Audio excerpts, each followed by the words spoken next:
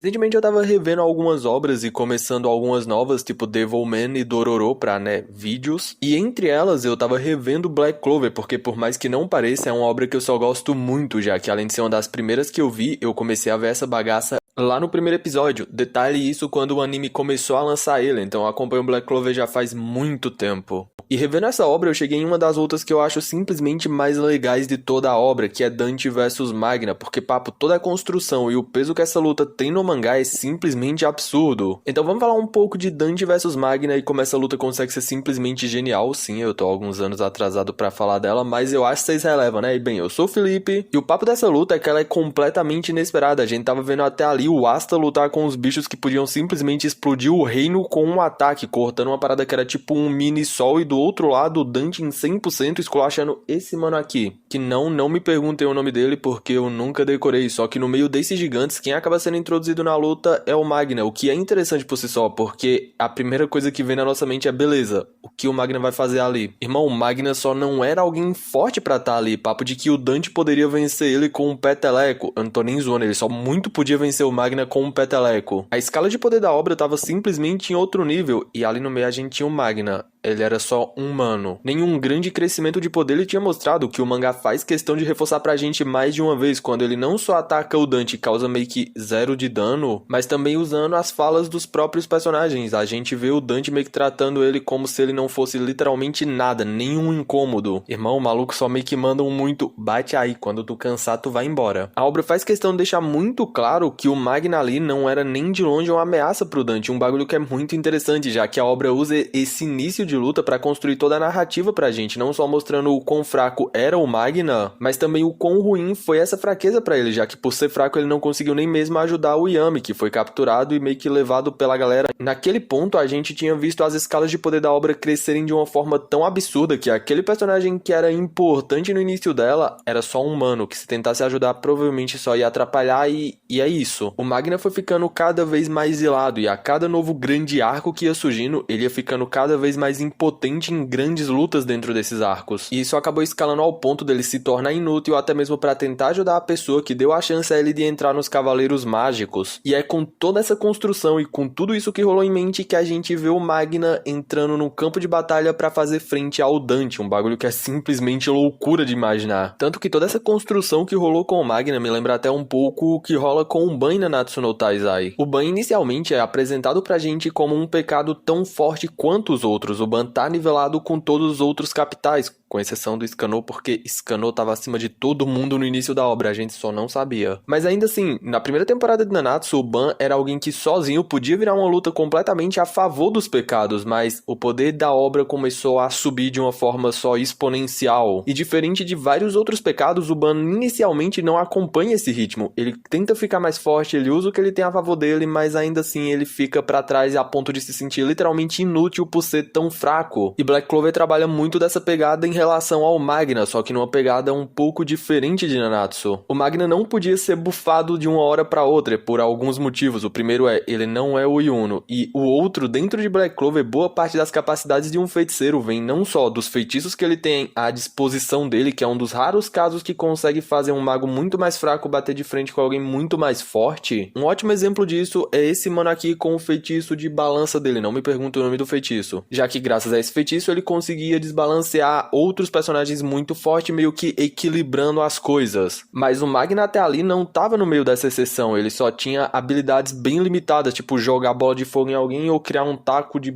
fogo e bater em alguém com esse taco. E como ele não tinha um diferencial tão grande naquele ponto nas magias dele, ele se limitava basicamente ao poder que ele tinha nascido naturalmente, a capacidade que o corpo dele tinha de usar a própria magia e de expandir ela, de fazer ele ficar mais forte. Só que aí que é o problema pra ele, né? Ele não tinha um grande potencial nem muita magia, então pô, é meio que complicado. E indo além, dar um buff a ele com causas externas também não estava sendo viável. Tipo, um elfo habitar o corpo dele ou um demônio brotar lá, também não ia rolar. Naquele ponto, o Magna meio que estava preso dentro da própria fraqueza dele, sendo limitado pelo quão fraco ele era. O Magna naquele ponto era provavelmente o cara mais comum de dentro de todos os touros negros. Só que a obra trabalha exatamente esse fato dele ser comum e fraco para dar vantagem a ele, o que sinceramente eu acho bem interessante, porque o papo do Magna ser fraco ao ponto de que as runas que ele cria só são algo que a galera mais forte ignora, não só bem legal, como também faz sentido ao ponto de que o mangá demonstra isso pra gente. O Dante no início da luta só meio que ignora ele porque ele é fraco, e isso rola a um ponto de que ele se deixa ser atacado pelo Magna porque ele é fraco, ele sabe que qualquer coisa que ele tentasse ali, em teoria, só ia ser inútil contra ele. E junto a isso, a obra usa aquele ponto que eu falei pra vocês, certas magias podem desequilibrar uma luta, o que já tinha sido não só mostrado como pré-estabelecido pra gente. E tudo isso acaba se somando com um dos pontos que eu acho que é mais interessante em toda essa luta, que é a quebra de expectativa que ela é pra gente. A obra deixa bem claro logo no início da luta pra gente que o Magna não ganhou nenhum buff, até porque ele não conseguiria ganhar esses buffs por ser muito fraco. Mas ele sendo fraco e não tendo nenhuma magia aparentemente quebrada pra vencer o Dante, tudo que sobrava pra ele era perder. Só que indo contra tudo isso, o Magna mostra pra gente que se ele não vai ganhar buffs externos ou simplesmente de magias diferentes, tudo que ele precisava fazer era pegar o que ele já tinha e trabalhar o máximo possível pra desenvolver isso. E depois de meses e muito trabalho duro, um bagulho que a obra deixa muito claro pra gente, o Magna consegue desenvolver uma magia nova, uma magia única que vincula a alma dele com a do inimigo. E com isso feito, ela soma os poderes dos dois e divide igualmente entre eles. E cara, eu acho simplesmente genial a forma que a magia do Magna funciona e a premissa dela, já que inicialmente ela parece ser quebrada, mas em um mundo onde a gente tem umas paradas tipo magia do tempo, anti-magia ou até mesmo a magia de gravidade do Lucifero,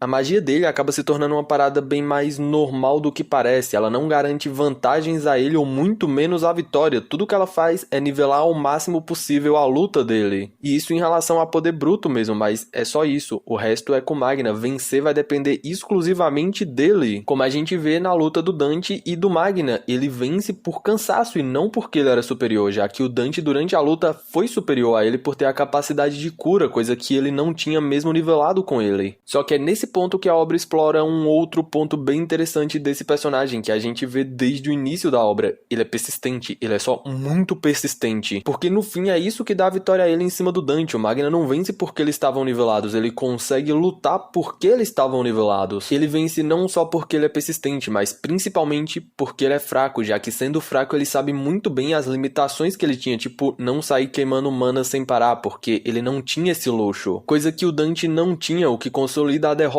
dele. O Magna não vence por causa dessa magia em si, ele pode lutar por causa dela, mas ele vence porque ele sabe o quão fraco ele era, e por conhecer muito bem a fraqueza dele, ele consegue lutar de uma forma certa. E papo, eu acho que todo esse conjunto, toda a evolução do Magna e a forma que a obra consegue trabalhar esse crescimento dele, deixando ele forte, mas não dando a ele a habilidade que só vai tornar ele a coisa mais quebrada da obra e a vitória em qualquer luta, mas sim dando a ele a chance de pelo menos estar em pé de igualdade com outras pessoas que só iam estar extremamente acima dele porque eles foram meio que abençoados quando nasceram. Simplesmente genial, tanto a premissa da magia quanto a forma que ela é desenvolvida e trabalhada nessa luta junto a toda a construção do personagem. E sinceramente eu acho que é todo esse conjunto, toda essa forma de construção que torna Dante vs Magna uma das lutas mais legais e interessantes de Black Clover. Mas fala aí o que vocês acham dessa luta e papo, se tu gostou do vídeo, se inscreve aqui no canal e ativa o sininho, fazendo isso tu sempre vai ser notificado quando sair vídeo novo, assim não vai estar perdendo os futuros conteúdos. Tu pode não querer ver um vídeo, mas tu quer ver outro, o que tu quer ver tu assiste, o que tu não quer ver tu arrasta pro lado. Ah, deixa o like me ajuda também. Enfim, gente, fiquem todos bem, a gente se vê numa próxima, make isso, falou!